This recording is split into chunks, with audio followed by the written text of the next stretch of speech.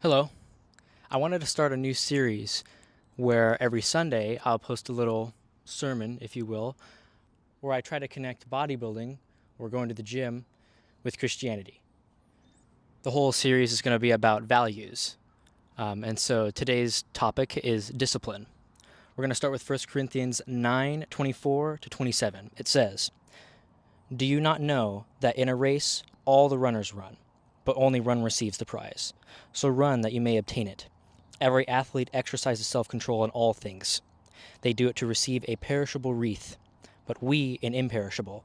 So I do not run aimlessly. I do not box as one beating in the air, but I discipline my body and keep it under control, lest after preaching to others, I myself should be disqualified."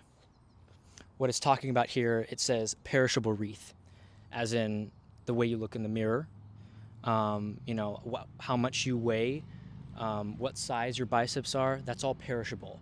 That's all things that we here, prizes that we have here on earth for working out and the discipline of working out.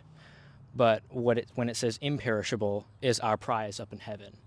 The discipline that you have working out in the gym results in a perishable prize. The discipline that you have of following God and following the Word is an imperishable, eternal prize that you get to keep up in heaven. We do not get to keep the things down here on this earth. We get to keep the treasures up in heaven. Discipline is a really hard thing.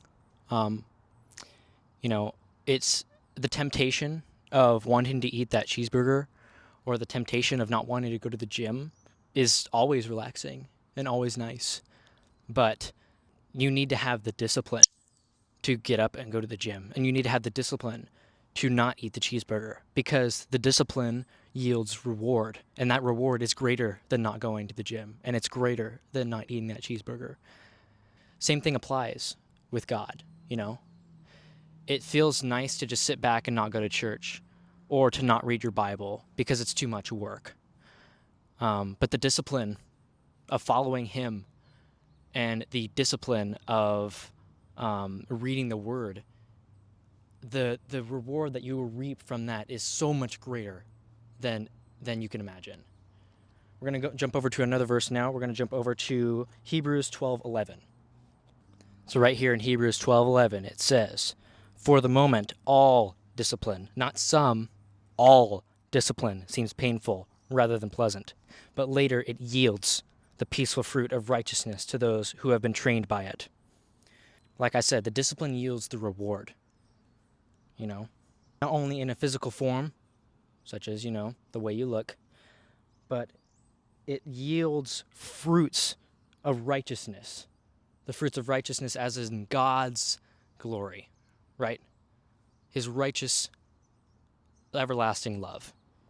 You know what I mean?